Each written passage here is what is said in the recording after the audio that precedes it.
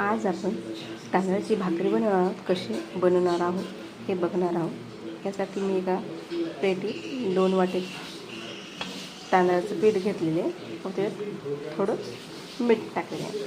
तुम्हाला हवं असल्यास टाका, नाहीतर अवॉइड करून टाका. ह्या पद्धतीने करा, तुम्हाला नक्की तांदळाची भाकरी मिळेल. आपण नाही काही पोळपाटावर हे मी गरम पाणी आहे, तर आपण याच्यात थोडं थोडं टाकून असं व्यवस्थित मिक्स करून घेऊया. हे पूर्ण मस्त असं एकत्र करून घेऊ. गरम आहे ना, त्यामुळे चमच्यानं करायचं.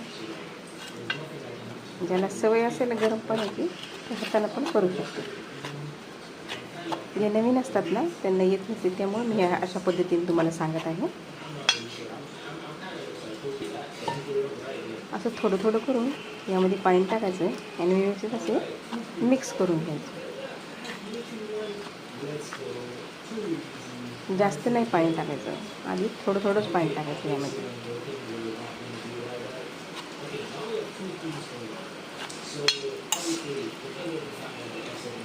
अशा पद्धतीने एकत्र करून आपण याचं पीठ चुरून घेऊया.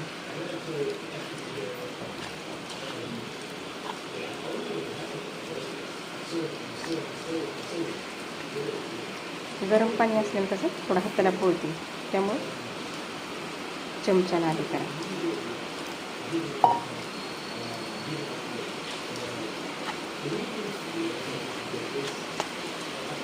हे पूर्ण झालेलं आहे. थोडं जास्त नाही आहे तेवढं गरम. तर आता हाताने सर्व मिक्स करून घेणार आहे मी पाणी पीठ एकत्र.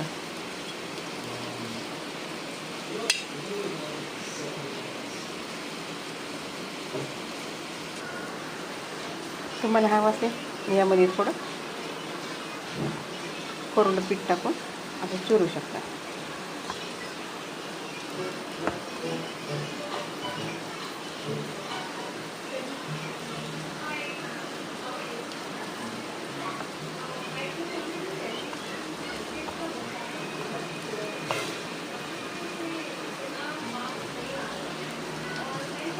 मस्त पीठ झालेलं आहे. चालेल, हे लगेच इन्स्टंट करायचं, काय जास्त वेळेला ठेवायची आवश्यकता नाही आहे.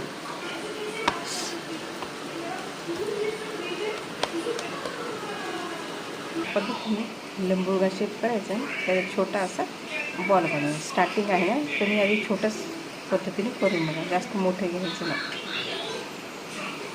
असं